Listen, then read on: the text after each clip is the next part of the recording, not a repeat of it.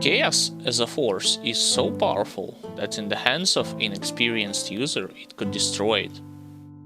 This is why many people are trying to protect the others by deliberately hiding the truth about its nature, as well as its destructive potential, as well as killing others, who in their eyes are already past redemption. Fools! They are all fools who have forgotten the primogenitor of all life on the earth and its inevitable end. However, should you choose to accept and master this power granted you by the Chaos Gods themselves, nothing will stand in your way. Even the mighty creatures that existed long before humans and possess incredible powers will fall should they wish to attack an ever-chosen Chaos Champion. I, Alexander, also known as Andreyevitz, will be your humble servant in helping you understand and learn more about this force, thus bringing you a new episode of MightyBrosky's Grimtools build overview. It's time to take a look at Chaos AAR Warlock. The overview process will cover the following: skills, devotions, gear, stats, gameplay, performance showcase, and conclusion.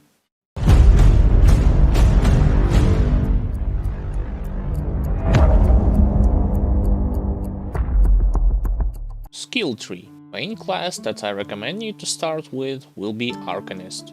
Primary source of damage for this build will be Albrecht Ether Ray with Tainted Power modifier, which will allow to convert all of the ether damage to chaos. Lightning damage conversion to vitality is not important. It is crucial that you will soft cap, blast later overcap this ability as well as its modifier during leveling and in the endgame stages. Before having the access to the skill, you can use any ability for your initial steps. You can choose between Panetti's Replicating Missile, Trozen's Sky Shard, Callagadra's Tempest, or even Alexstras's Flash Freeze. The moment you invest enough points into Arcanist's Mastery Bar to unlock AAR, Albrecht's Ether Ray for short, you should immediately remove any points from your other offensive skill that you used and redistribute them with the help of the Spirit Guide into Albrecht Ether Ray. Inner Focus will give you a helpful boost to your total amount of energy, energy regen, increase in damage, chance to crit, and chance to hit your target successfully. Slightly overcapping it in the endgame is a must. Arcane will provide you with a slight damage, defense, and energy regen increase when your health drops below 75%. 1 point is all that you need for the entire game. Nullification is a great utility instrument that will decrease target's elemental damage, dispel all negative effects from your characters, as well as all the buffs that your enemies might have. Another ability that will be useful with a 1 point in it. Mental Electricity provides you with a decrease in your skill's energy cost, as well as an increase in casting speed and total amount of energy. Hard to imagine neglecting this passive, which is why I recommend to soft cap it in the endgame. Fabric of Reality allows you to get a ton of extra percent and flat-based chaos damage, as well as racial damage bonus against ethereals, ether corruptions, and ctonics. With this passive, a slight overcap is acceptable in the endgame. 1 point in Skandra's Elemental Exchange, i.e. in short, and into Elemental Balance, just to gain the access and soft cap in the endgame Overload. Its usefulness lies in huge improvement of your offensive ability and ether resistance. Mirror of Arioctis is your panic button that gives you total immunity from any attacks for 3 seconds. 7 out of 12 is a sweet spot for any endgame content. Maven's Sphere of Protection by itself gives you percent-based damage absorption. 14 out of 12 is enough once you hit endgame. Its modifier, Conversion, allows you to recover more quickly from any crowd control effects, as well as absorb some of the energy from enemies and their spells. 7 out of 10 points in the endgame is enough. Now let's take a look at the cultist skills. 1 point into Curse of Frailty just to activate Raise the Dead proc from Revenant Constellation and to slightly slow down your foes. Same approach with Bloody Pox. It serves only to activate Hungering Void proc from Dying God constellation. Just throw 1 point in it. 1 point into Soleil's Witchfire just to unlock and later on soft cap second right. It will improve % chaos damage and your vitality resistance. Sigil of Consumption allows you to have an additional source of attack damage conversion to life, thus increasing your survivability and allowing you to attach another proc, Flame Torrent, from Fiend constellation. It is enough to have 10 out of 12 points in Sigil, and once you get all the necessary gear in the endgame, you should overcap its modifier Destruction, because it will convert fire damage to chaos. Slightly overcapped Blood of Dreek, as well as its modifier Aspect of the Guardian, will strengthen your passive and active healing, defensive and offensive capabilities. Doombolt is needed here for the sake of activating a proc Time Dilation from Hourglass constellation. For that reason, 6 out of 12 should be your threshold. For an exclusive ability, you will be using Possession for a massive increase in your % and flat-based chaos damage, as well as extra damage absorption, chaos resistance, and, as a cherry on top, 100% skill disruption protection, which means nothing will prevent you from using your skills against your enemies other than death. You may also attach to this skill Giant's Blood proc from Behemoth constellation. Devotion setup. Our secondary devotions would be Sailor's Guide, Hound, Eel, Spider, Jackal. Main devotions. Survivability is provided by Behemoth, Aeon's Hourglass, Solemn Watcher. Resistance reduction acquired from Soleil's Witchblade. Eldritch Fire is usually attaches to Albracita Ray. Revenant. Profile damage is being boosted by Dying God, Fiend, Soleil's Witchblade. With that being said, it's time to take a look at the required gear for this build. The main principle for this build centers around 4 pieces of mythical Black Flame set. It is crucial that you get all of those set pieces. Each of them will grant you much needed improvement to your Arcanist and Occultist skill trees, as well as significantly empower your Albracita Ray in terms of strength and utility. Black Flame set parts can be dropped from any spot on the map. However, if you have a recipe for one set piece, you can craft 4 of them and reforge your duplicates via Special Inventor in Forgotten Gods. Mythical Blade of the Black Flame with Symbol of Soleil as a component that gives you more flat and % based chaos damage, energy absorption from enemy spells, conversion from physical damage to chaos, as well as extra ability called Soleil's Flame. This skill is used as an additional source of resistance reduction that will give significantly more powerful attacks for your chaos damage. Coven's Terror as a rare augment. Mythical Visage of the Black Flame with Prismatic Diamond and King's Guard Powder. Adds a debuff on your Albracita Ray that reduces any target's damage by 18% as long as you are actively using this skill against an enemy. Mythical Orb of the Black Flame with Seal of Might and Coven's Terror allows you to convert additional 10% of attack damage to health on Sigil of Consumption, as well as converts all of its fire damage to chaos. Mythical Mantle of the Black Flame with Living Armor and Dreek's Omen gives more ether damage conversion to chaos, plus adds extra 2 points in Albracita Ray, thus allowing you to achieve overcap level easier. Mythical Essence of the Grim Dawn with Seal of Annihilation and Arcanum Dust provides 4% of attack damage conversion to health on AAR and reduces its energy cost. Mythical Combustion Band with Bloodied Crystal and Arcanum Dust has a proc that works in 10% of the time on your attacks, reducing enemies' resistances in a percent-based fashion against Chaos. Void Heart with Bloodied Crystal and Arcanum Dust has a similar proc effect that Mythical Combustion Band has. However, it works only from critical attacks, but the resistance reduction effect is slightly higher. Mythical Vestments of Severed Fate with Sanctified Bone and Kingsguard Powder offers a unique self-buff that improves your chaos damage in a flat and percent-based fashion. In addition to that, it has nice utility and defensive stat boost.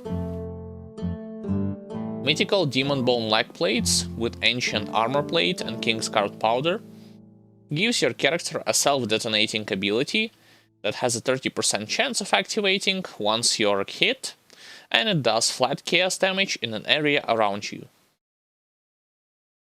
Mythical Ether Reach with Spell Scorched Plating and Reek's Omen lowers energy cost for Albrecht Ether Ray even higher, and gives bonuses both for Albrecht Ether Ray and its modifier.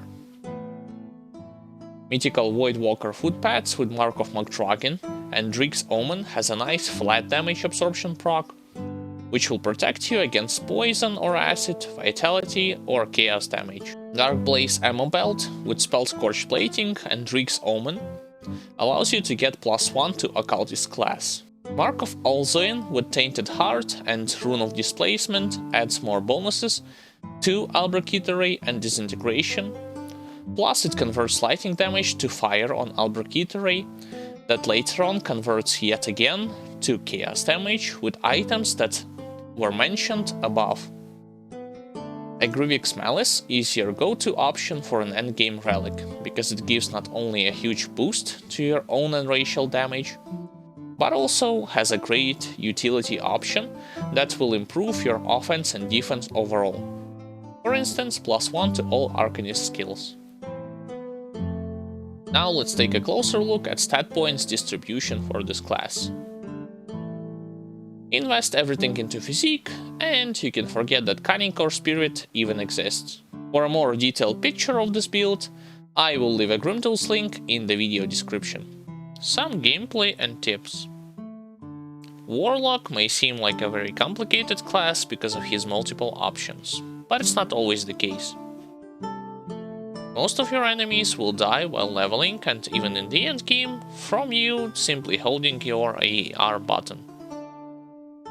Make sure to recast your Blood of Dreek to preserve your bonuses, or you can use it as an extra healing option in tough spots. Before having possession, you should position your character in an appropriate place, because without 100% skill disruption protection, some foes can easily interrupt your channeling ability.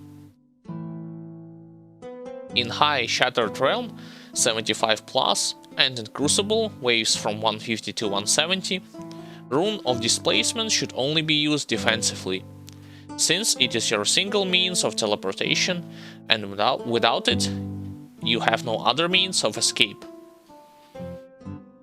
Against big group of elites, bosses, or any other challenging enemies, start the fight by casting your Ritualistic Circle and Sigil of Consumption under your character. Then quickly follow with Bloody Pox, Solal's Flame, and Curse of Frailty. After all this, you should start using your Albrecht Ether Ray skill, and sometimes in between your channeling recast previously mentioned abilities. Mirror of Erioctis as well as Nullification can be utilized both for saving your life, as well as kill your enemies faster. In the first case, it is obvious that you should use them once your life gets dangerously low, and you have no other way of restoring it. However, the second case is more interesting. Remember the Hourglass proc, which allows you to lower the cooldown on all of your active abilities? If you feel gutsy or incredibly overpowered, you may activate Mirror and use Nullification against your foes, then immediately attack them with your skill, which has Hourglass proc on it. I recommend Doombolt. And afterwards you can follow with standard debuffing and AAR channeling procedure. This tactic is a little bit advanced, and it requires some practice, however, it has a benefit of allowing you to kill your enemies faster. After looking at skills, devotions, items, stats, and sharing some gameplay tips, I want to show you what I was capable of doing with this build in high-end content of Grim Dawn.